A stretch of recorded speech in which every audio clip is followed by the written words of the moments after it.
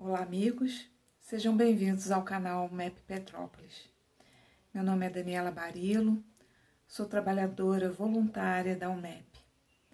Hoje eu estou aqui para realizar a abertura da série de palestras gravadas para o nosso canal.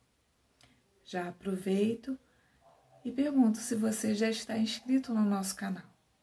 Se não estiver, inscreva-se e assim receberá as notificações das palestras.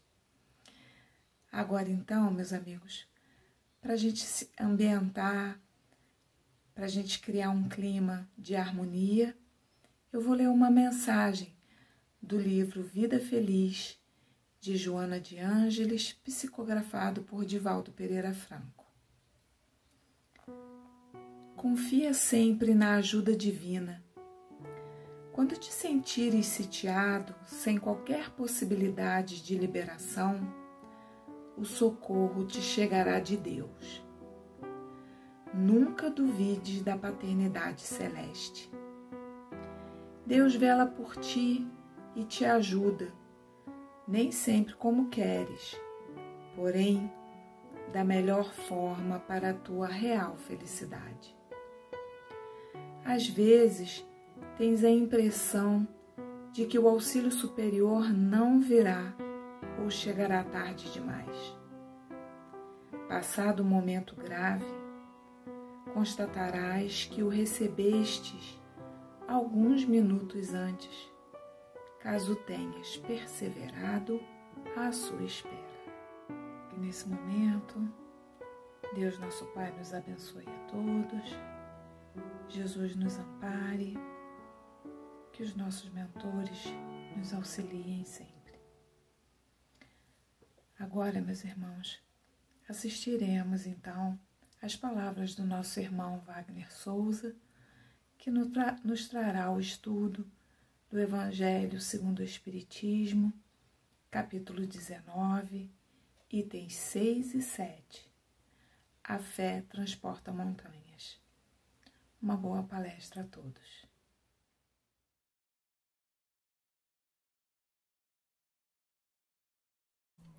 Olá, meus amigos, meus irmãos da União Municipal Espírita de Petrópolis e também a todos os outros, que de alguma forma ou de outra buscam informações, muitas vezes consolo, aqui no canal do YouTube da nossa querida UMEP.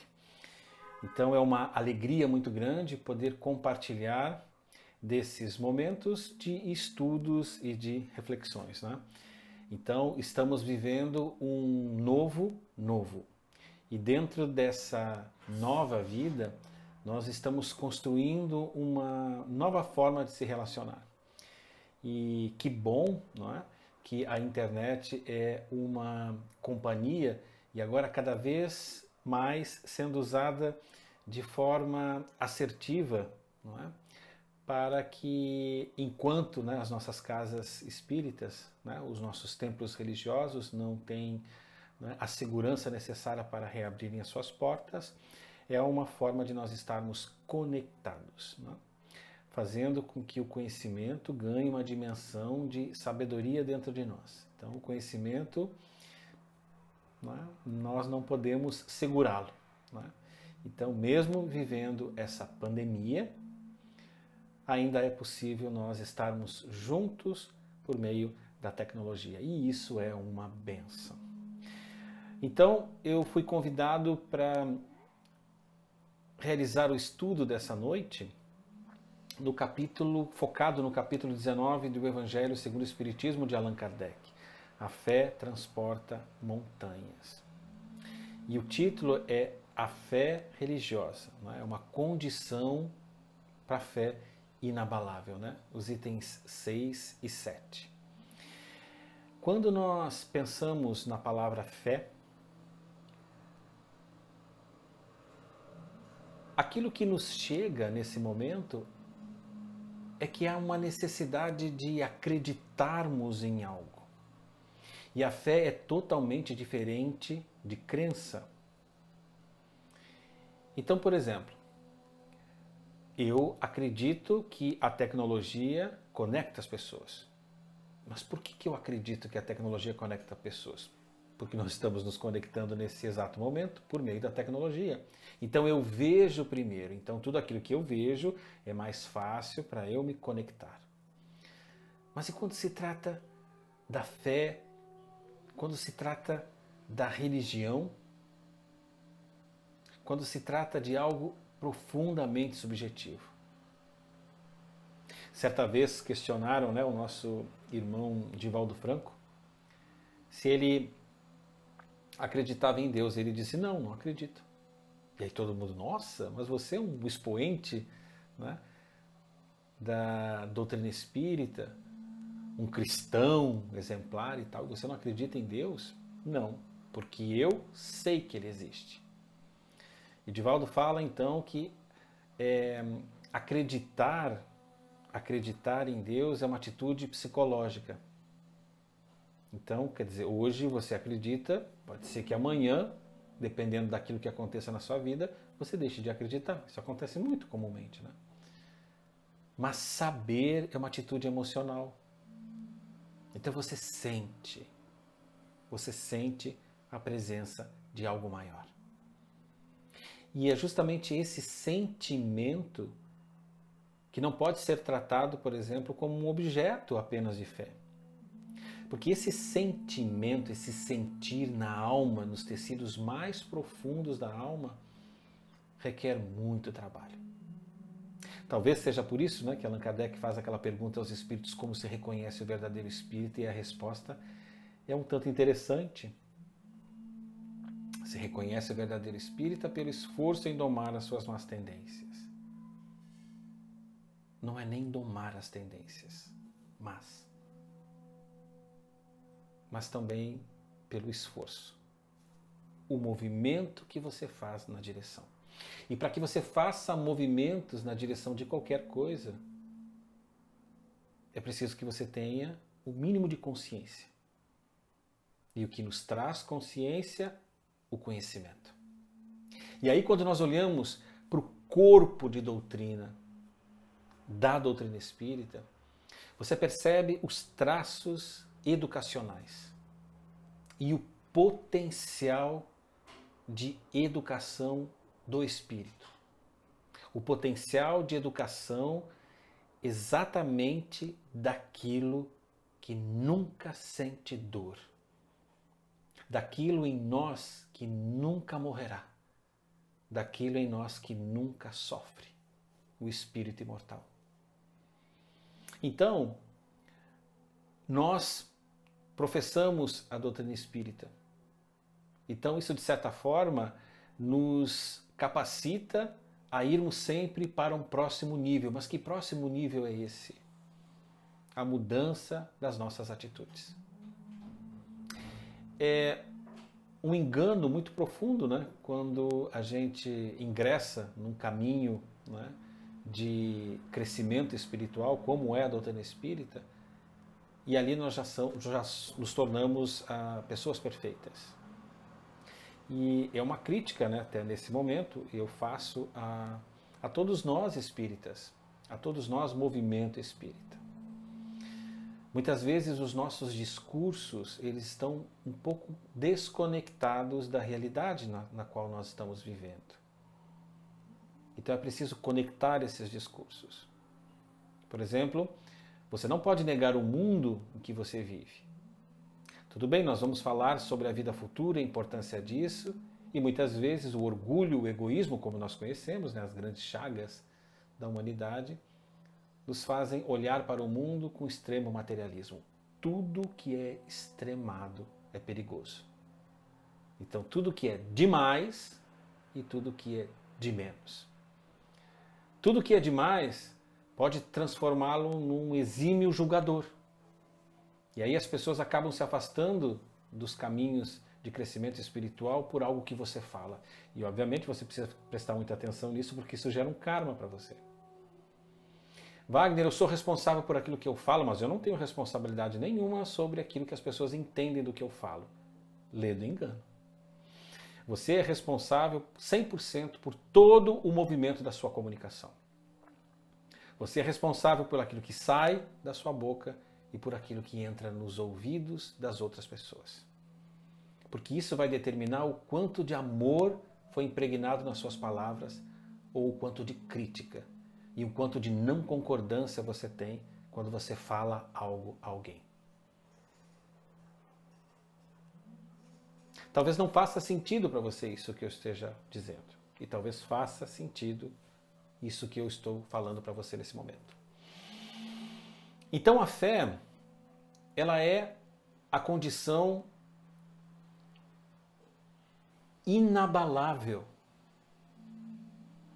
Mas o que nós vemos durante a nossa caminhada, né?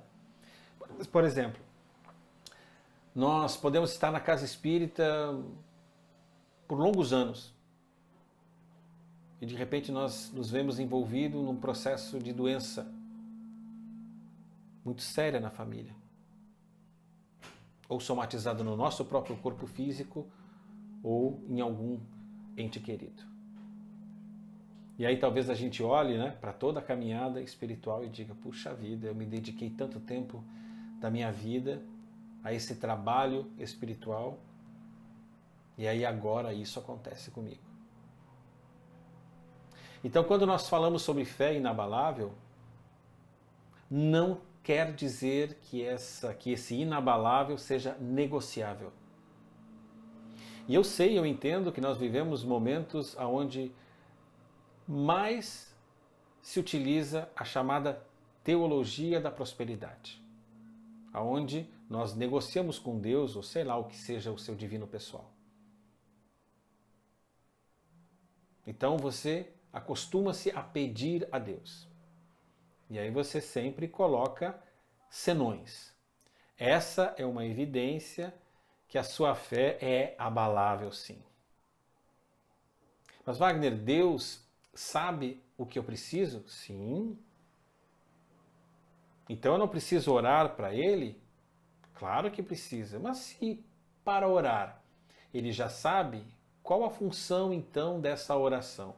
É justamente o exercício para que você se torne menos arrogante a cada dia e mais humilde. Porque o fato de você pensar que não precisa orar já que Ele sabe, já evidencia que Ele tem algum tipo de compromisso com você. Deus não existe. Calma. É óbvio que Ele existe. Deus não existe sem você. É você que cria. Por exemplo, se você tem uma imagem de um Deus punitivo, imagina como esse Deus vai se relacionar com você quando você fizer algo de errado. Agora imagina se você vê em Deus um amigo, aquele que senta ao seu lado e que você abre o coração. Nos momentos de dificuldade, é a amizade dele que te toma e não a severidade dele. Então Deus não existe se nós não o criarmos. Criarmos dentro dos nossos relacionamentos. E é por isso então que muitas pessoas, ao longo da história, mataram em nome de Deus, enquanto outras escolheram salvar vidas em nome desse mesmo Deus. Então, para nós nos mantermos nesse movimento, inclusive o movimento aquele que o Evangelho coloca, né? A fé transporta montanhas. É só para nós termos ideia de o quão forte precisa ser esse transportar de montanhas. O quão volumosa precisa ser a ficha de serviço para você mover uma montanha por meio da fé. É óbvio que é uma analogia para deixar bem claro para todos nós que não é um artigo que você compre, um comprimido, uma cápsula que você beba, uma oração que você faça. É muito mais uma conexão com aquilo que você é de verdade. E o que você é de verdade, você não é a Maria, o João, o Wagner. Isso nós estamos. Você é uma bola de amor. E muitas vezes você não está aqui para pagar algo do passado.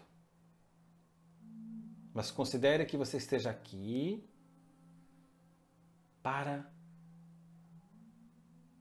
enxergar cada vez mais profundamente essa bola de amor que você é. Considere que a evolução, então, não se dá por meio da busca de conhecimento, mas a evolução se dá sobre aquilo que você faz com aquilo que você conhece. Então a doutrina espírita tem um cabedal muito grande de conhecimento dentro do seu tríplice aspecto.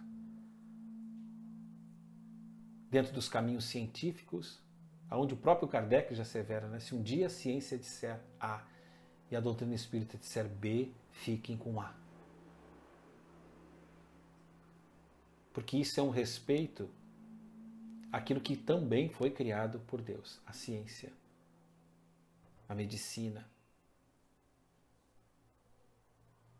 Ao contrário, talvez, você pode até negar isso, mas não é o fato de você negar que isso deixa de existir.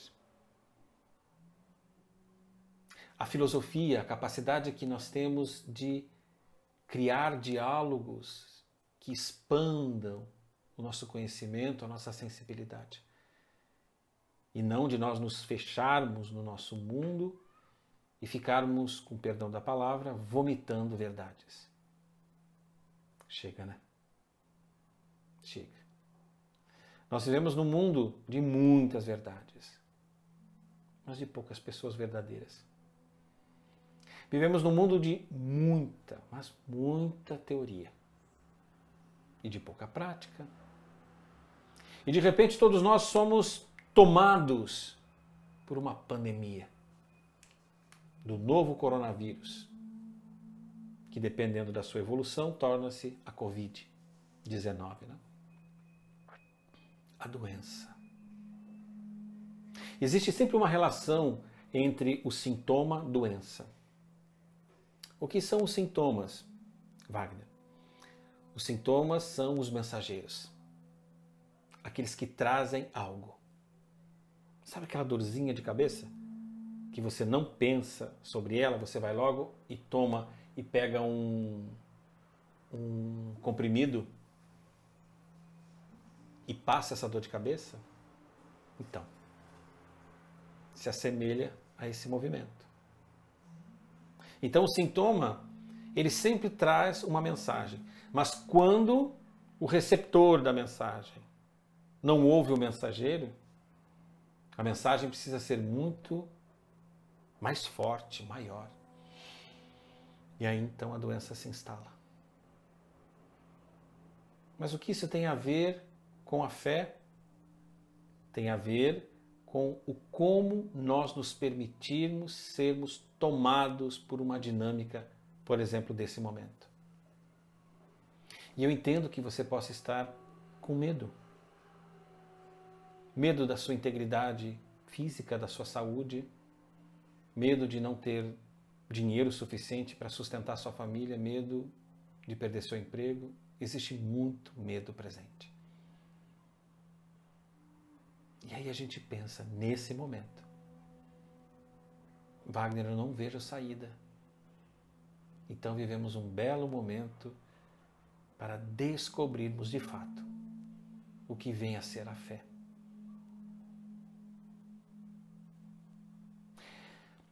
É óbvio que quando você se percebe nesse mundo, nós não estamos aqui avulsos, soltos, sem amparo, sem guiança.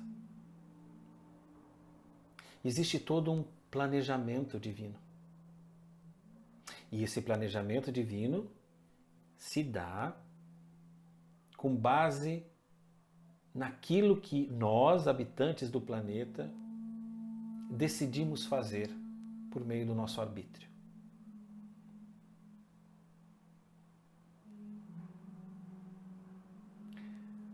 Vivemos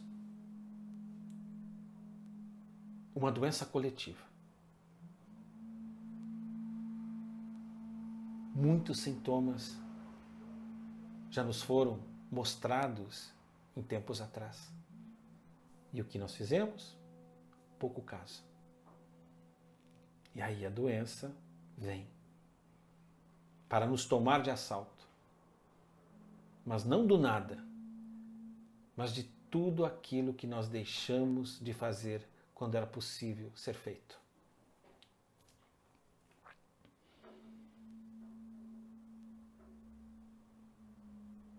Então todos nós temos uma responsabilidade muito grande com tudo isso que está acontecendo. Mas não percamos a fé.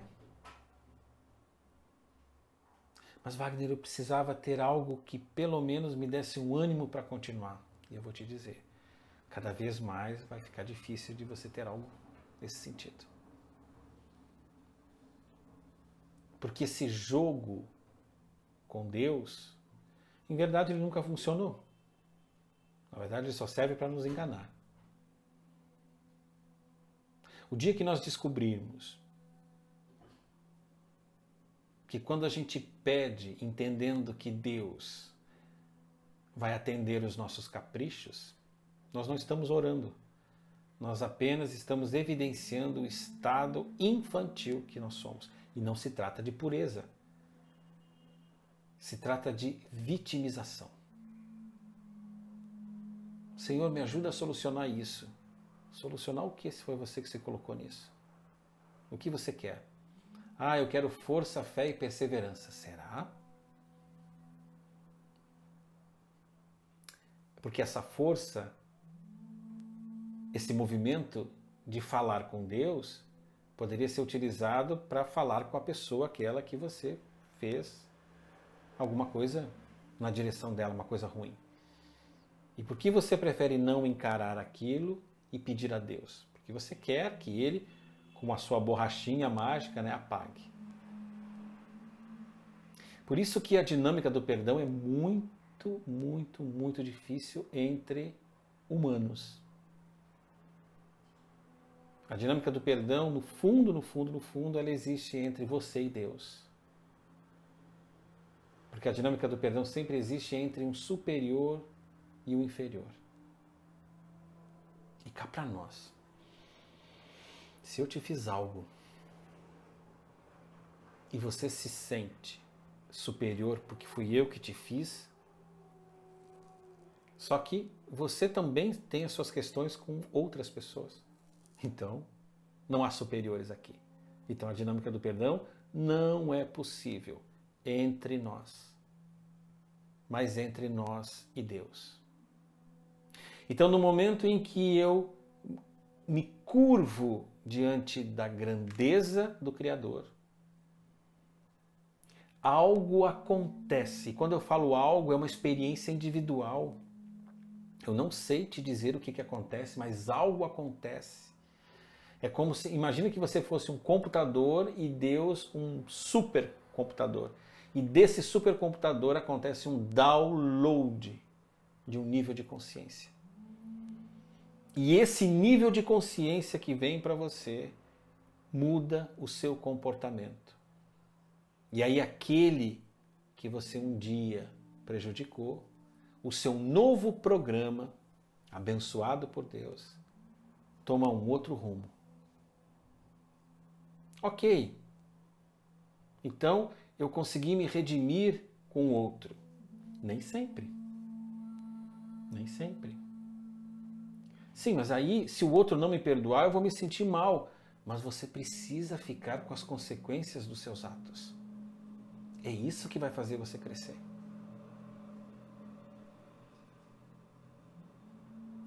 E o outro, um dia, ele também terá essa percepção. Mas eu não deveria ter feito isso. Não lide com as coisas de uma forma tão simplista. É óbvio que você fez porque não tinha consciência. Tanto é que você tem consciência agora e se sente culpado para proteger essa autoimagem. Você se acha uma pessoa boa e tem uma ação de uma pessoa ruim? Então o que você faz? Ou eliminação ou modifica a autoimagem. Mas como você não quer mexer em nenhum dos dois, a culpa protege. Então, perdão realmente é uma dinâmica entre nós e Deus.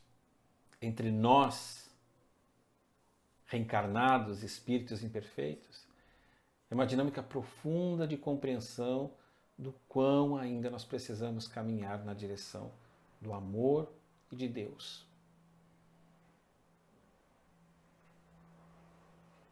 E eu não quero dizer o quanto nós somos imperfeitos, não. Quando a gente pensa em imperfeição,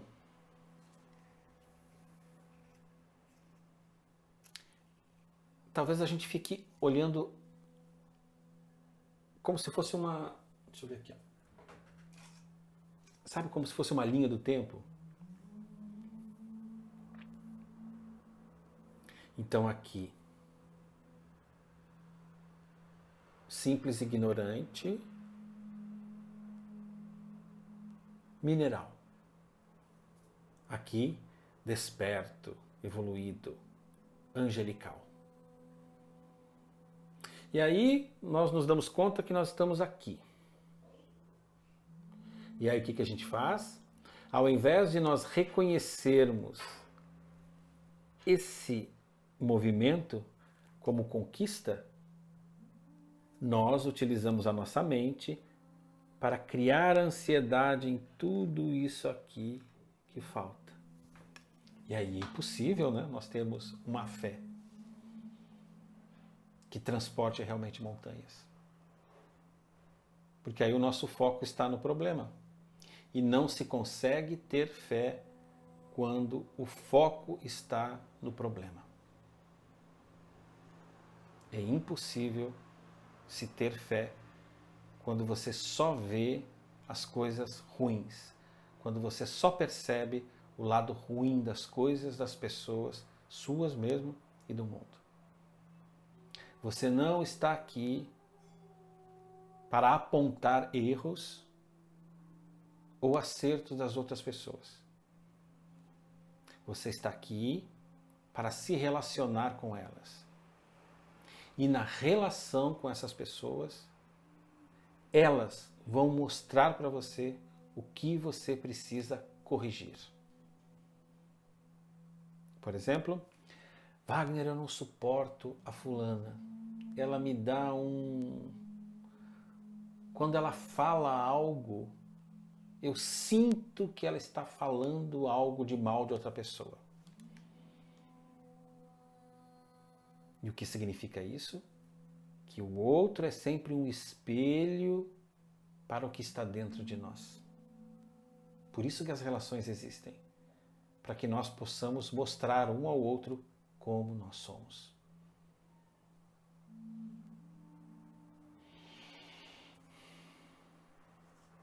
Eu costumo usar como modelo um espelho.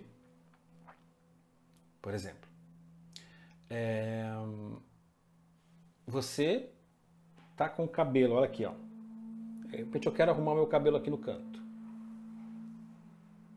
Experimente arrumar o seu cabelo somente tocando na sua imagem no espelho. Como é que é, Wagner? Espera aí. Não é para você tocar na sua cabeça. Eu quero que você toque, arrume o seu cabelo, mas na sua imagem na tela. Aí você está dizendo agora, Wagner, isso é impossível. Exatamente isso.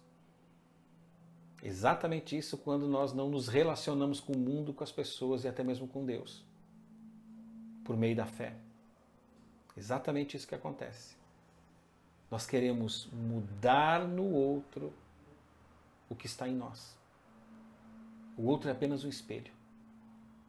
E quando você entende isso, as suas orações não são mais pedidos.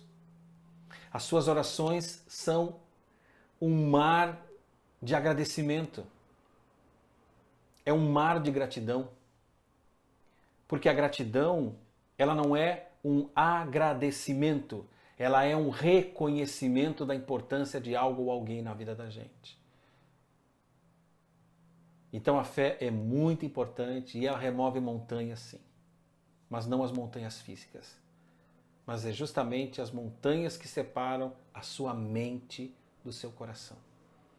Deus habita no amor. Deus é amor, como já nos tem dito João. A mente, o ego, é óbvio que é um instrumento necessário para nós nos mostrarmos ao mundo. Mas eduquemos o nosso ego com o coração. E é o coração, somente o coração, que essa fé inabalável desperta. E essa fé inabalável desperta ilumina a consciência. E em trazendo luz para a consciência, a fé raciocinada. Raciocínio não tem nada a ver com frieza.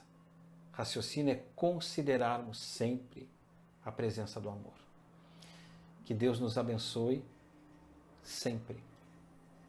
Que as bênçãos dos bons espíritos nos potencialize cada dia mais. E eu aproveito nesse momento, convido a todos que fechemos os nossos olhos e agradeçamos ao Mestre Jesus por essas reflexões. Senhor Jesus, é tão bom, Mestre, quando nós nos abrimos para sorver do mundo espiritual a intuição necessária para construir um elo da nossa vida com uma vida melhor. Nós sabemos, Mestre, que nós não estamos aqui para sofrer. Ninguém nasce com o intuito de sofrer. O sofrimento é uma condição, muitas vezes, da inferioridade, de caminhos que nos precederam. Mas nós somos muito gratos, Mestre Jesus, por termos em o que e quem acreditarmos. Não há necessidade de que tu retornes em corpo físico, porque o teu corpo de conhecimento habita em nós. E somos profundamente gratos à doutrina espírita por consolidar todos os dias em nós o teu amor, a tua luz, a tua presença, a tua bondade e os teus ensinamentos. Gratidão, Mestre Jesus. Graças a Deus. Obrigado pela presença de todos. Graças a Deus.